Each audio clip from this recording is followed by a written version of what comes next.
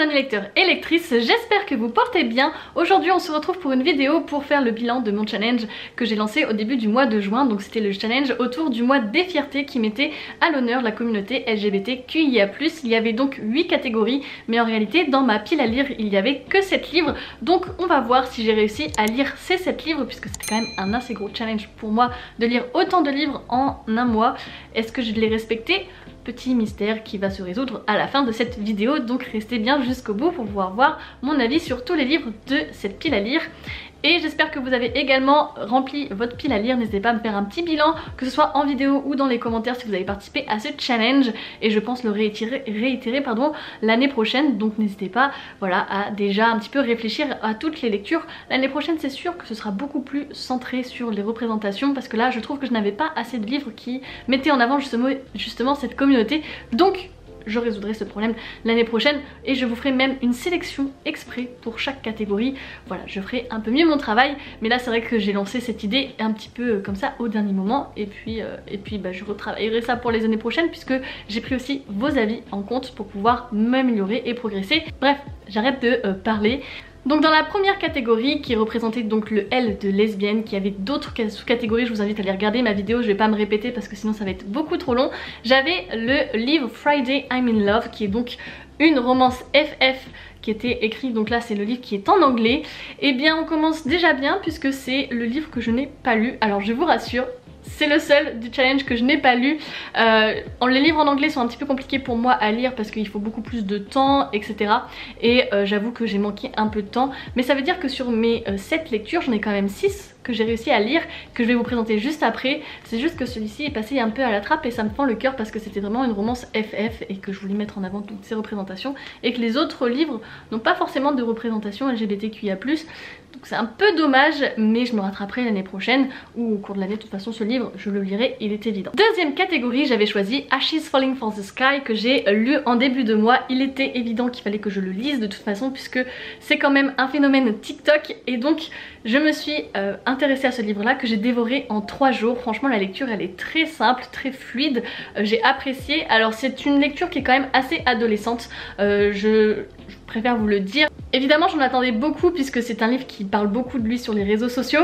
Il y a beaucoup même de react et donc de personnes qui ont pleuré, qui ont été émues. Ce livre m'a tordu les boyaux à plusieurs moments dans l'histoire. Vraiment il y a des événements qui sont assez trash, assez marquants, et même que je me souviens d'un passage au milieu du livre qui m'a vraiment fendu le cœur et qui m'a vraiment noué l'estomac, et je devais aller en cours après avec mes élèves. Ça a été une torture. Donc c'est vraiment une lecture qui est poignante, c'est très bien écrit, et mais malheureusement je n'ai pas pleuré pour ce tome là. Alors on m'a dit que peut-être que c'était plus pour le tome 2 et pour Just Wanna Be Your Brother, qui est donc le préquel qui est sorti cette année, mais pour le moment je me torture un petit peu. J'ai apprécié cette lecture, ce premier tome est vraiment sympa, et bon, il y a un petit peu de clichés, mais c'est ce qu'on attendait avec le bad boy et la jeune fille un petit peu qui est pas forcément très l'image idéale de la jeune fille qu'on peut avoir. Enfin je trouve que c'est plutôt réaliste, donc ça c'est vraiment chouette. Et voilà, bref, je vous ferai peut-être un avis plus complet quand j'aurai lu la suite de toute la saga, mais voilà, du coup c'est un livre qui est sympa. Après ce n'est pas un coup de cœur, je tenais à vous le dire. C'est une lecture qui est marquante, c'est sûr, mais pas le coup de cœur, voilà.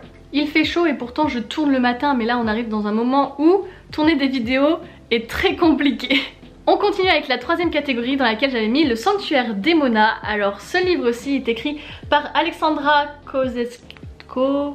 Kozleslik, que j'avais acheté donc au salon du livre de Montreuil. Oh, j'ai mon petit marque-page qui est à l'intérieur.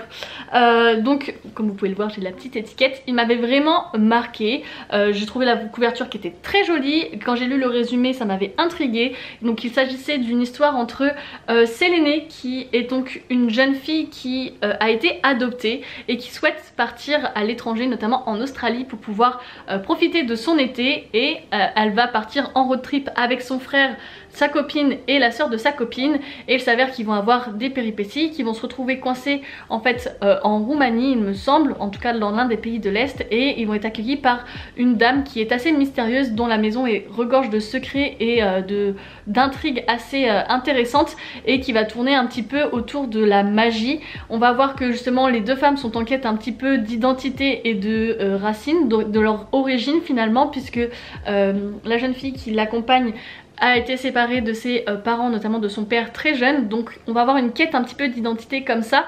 Et en fait ce livre, j'ai été très peu réceptive puisque j'ai trouvé que c'était assez brouillon, j'ai eu du mal à me mettre dedans, je me suis un petit peu forcée et en fait tout partait dans tous les sens, et donc j'ai eu du mal à accrocher et à rentrer dans l'intrigue. J'ai trouvé ça même à la fin un peu tiré par les cheveux, vraiment c'était un petit peu farfelu, leurs explications sont un petit peu floues et franchement ça me donne même pas envie de lire la suite, puisque je sais que c'est il y a un tome 2 qui est prévu et peut-être même un tome 3 il me semble, mais là je pense que je m'en contente parce que j'ai vraiment eu du mal, et les histoires par la suite, oula le soleil bienvenue pour une fois qu'il repointe le bout de son nez, waouh je suis beaucoup trop éclairée là maintenant, beaucoup trop. Mais il va y avoir des nuages et ça va partir dans quelques instants. Bref. Tout ça pour vous dire que vraiment c'est... les explications sont bancales pour moi. J'ai vraiment pas adhéré à la façon dont les choses sont amenées. Surtout que, je vous spoil un tout petit peu, mais Selene est très proche de son frère. Et son frère en fait va partir avec une personne pour réparer la voiture. Et on revoit plus du tout le frère du livre. Et Selene ne s'en préoccupe pas. Enfin, au début, elle a quelques interrogations, on lui dit t'inquiète pas, il reviendra demain. Et après, pouf, il n'a plus jamais existé. Vraiment, genre, il a été oublié de sa tête. Elle a oublié qu'elle avait un frère qui était venu avec eux. Et elle s'est concentrée sur les intrigues qui se passent dans cette maison autour de cette dame, etc. Mais pas de sa famille, alors qu'elle est très proche de son frère. Et là, du coup, c'est une grosse incohérence qui, même moi, je me suis dit, mais... Enfin, je me suis posé beaucoup de questions et j'ai pas eu mes réponses. Et ouais, bref, trop dans la fantaisie pour moi, je sais pas, pourtant j'aime bien cet univers, mais là c'était beaucoup trop loin, et donc j'ai pas accroché, et c'est dommage, voilà. Mais bon, ça arrive. Quatrième catégorie, j'avais mis donc les carnets de l'apothicaire, notamment le tome 1 que j'ai terminé hier soir. Vraiment j'ai réussi à le mettre et à rentrer dans les clous de mon challenge. Donc les carnets de l'apothicaire, c'est donc une série de mangas adaptés d'un roman que j'ai également acheté. Et donc on va suivre cette jeune femme qui a 17 ans et qui est dans une cour intérieure, en fait dans une cour de l'empereur. Je ne sais pas où ça se passe exactement, dans quel pays, mais en fait dans la cour intérieure, ce sont des femmes qui sont un petit peu les favorites de cet empereur, et en tout cas elles sont là pour pouvoir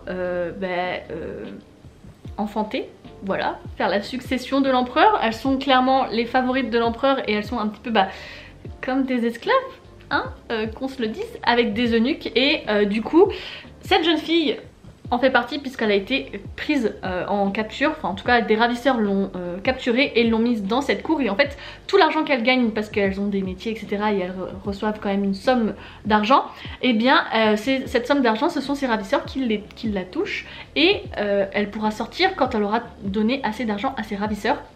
Mais il va y avoir une péripétie, puisque du coup elle va être plus du tout considérée comme une simple jeune fille qui va être dans la cour intérieure. Elle va rentrer au service d'une des favorites de l'empereur en tant qu'apothicaire, et c'est là que commence cette histoire. Franchement donc c'est le début de cette saga, hein, on pose les bases. J'ai adoré le style de dessin, l'écriture est assez simple, vraiment ça se lit très très vite. De toute façon c'est un manga donc c'est vraiment sympa. Par contre je m'attendais pas à ce que ce soit un manga aussi adulte. Vraiment c'est une société que je pensais pas que c'était une société comme ça, je pensais que vraiment c'était une petite fille dans sa campagne. Pas du tout, non pas du tout, c'est un petit peu trash, hein, enfin c'est pas trash dans le hard, c'est quand même la situation de ces jeunes femmes qui est assez précaire et assez, c'est même pas précaire le terme exact, mais vous voyez ce que je veux dire, c'est quand même, c'est une réalité, et c'est quand même difficile à vivre. Donc non, je trouvais que c'était plus mature que ce que j'imaginais, et j'apprécie. Donc je vais évidemment continuer la suite, puisque je vous ai promis un vlog, et il arrivera donc la semaine prochaine. Ne vous en faites pas, la semaine prochaine ou la semaine d'après, je sais plus mon planning de vidéo, mais il arrive. Je suis en train de le tourner, donc voilà, sachez qu'il arrive donc dans les prochaines semaines. Ensuite on arrive donc à la je ne sais plus combien de catégories, mais j'ai donc intégré l'Odyssée de Homère qui est un classique que je n'avais encore jamais lu. Alors en réalité je vous le présente sous format là, physique, mais je l'ai lu en format audio sur l'application Nextory que j'ai apprécié. Franchement c'était super sympa de connaître les mythes fondateurs et que c'est un classique, voilà. C'est quelque chose qui peut se lire en fait à partir de l'âge de 12 ans. Et puis bon, en tant qu'historienne fan de mythologie, je pense que j'étais obligée de passer par cette case de lecture de celui-ci. Le prochain c'est l'Iliade, bon courage. Mais donc non, c'était... j'ai appris plus de détails parce que je connaissais pas finalement réellement l'histoire de Homère. Donc ça a été vraiment ultra sympa de pouvoir le découvrir, surtout que c'est... Alors c'est bien raconté, mais parfois c'est un peu trop... dans la façon dont c'est raconté, en tout cas sur Nextory, c'est un peu trop...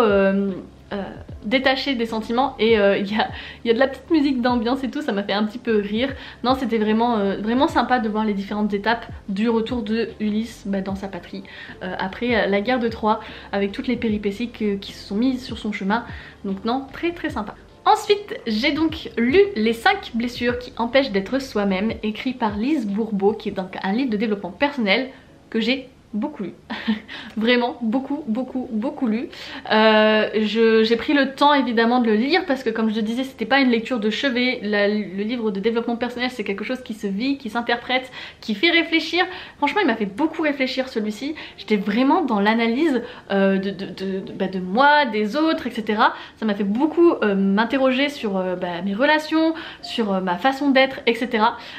Écoutez, ce qu'on cherche dans un livre de développement personnel, et je vous le recommande parce que c'est vraiment une première approche en fait à un autre style de réflexion. Bien sûr il faut approfondir parce que ceci ne peut pas se contenter à lui-même comme analyse et comme livre, mais on va dire que c'est une première approche qui est vraiment très bien faite et qui nous permettent dans un format condensé en fait d'identifier ces 5 blessures et d'en prendre conscience, de prendre du recul par rapport à ça. Et certaines blessures je pensais pas qu'elles m'étaient concernées, enfin que en tout cas c'était pour moi, mais en fait si, totalement. Donc en fait le principe de ce livre c'est d'identifier quelles sont ces 5 blessures par une description à la fois physique mais aussi des réactions de certaines personnes, de comprendre en fait que à cause de ces blessures qui ont été causées notamment dans notre enfance, on a porté un masque. Donc en fait c'est nos façons de réagir aujourd'hui face à des choses qui nous blessent inconsciemment, et pourquoi on porte ce masque et comment en fait se détacher de tout ça, guérir de ces 5 blessures et pouvoir être enfin soi-même, interagir et interpréter les choses en fonction de notre nous réel. Donc bref, c'est une réflexion personnelle, il faut être réceptif au développement personnel pour pouvoir entamer ce genre de lecture. C'est pas forcément... il faut que vraiment votre esprit soit ouvert à tout ça pour pouvoir bien l'intégrer. C'est assez particulier je trouve les livres de développement personnel, et il faut une certaine maturité pour pouvoir en prendre conscience.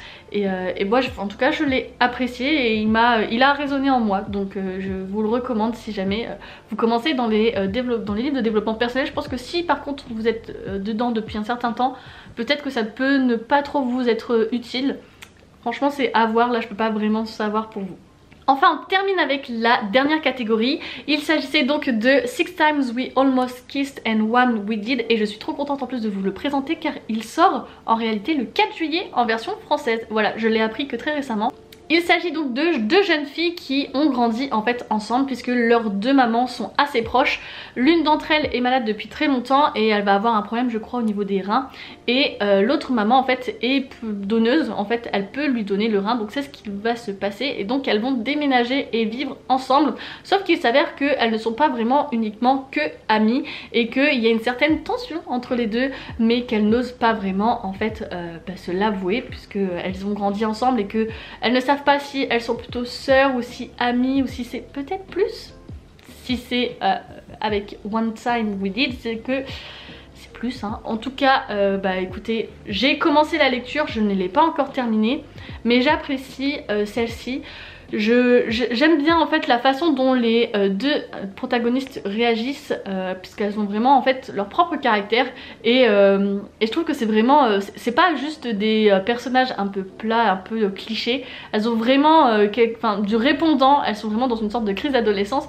Dans les débuts du livre peut-être que ça va changer à la fin hein, mais c'est très sympa justement de voir en fait comment elles réagissent par rapport à l'autre, que en fait quand l'autre l'énerve, bah peut-être qu'elles voudraient juste l'embrasser mais qu'elles peuvent pas forcément, et qu'elles sont dans la frustration et voilà, dans cette espèce de dualité qui nous frustre mais enfin je sais pas, j'apprécie ce moment là, c'est un peu sadomaso ça, non? Bref, je ne peux que vous le recommander, c'est une slow burn qui est très mignonne et voilà, si vous aimez bien ça, bah, sachez qu'il sort en français du coup très prochainement. Voilà pour le bilan de ce challenge, je suis plutôt contente car globalement je l'ai assez bien respecté et je suis fière de moi puisque du coup je me suis lancé un challenge de lire quand même un certain nombre de livres et je pensais pas le respecter autant, donc je suis contente. N'hésitez pas à me faire votre retour dans les commentaires. Si vous êtes nouveau, n'hésitez pas à venir me suivre sur les réseaux sociaux, que ce soit ici ou sur Instagram. Je publie régulièrement du contenu livresque si ça vous intéresse. Moi je vais vous laisser ici, je vous dis donc à très vite pour une prochaine vidéo sur la chaîne et surtout n'oubliez pas de vous évader. Ciao ciao.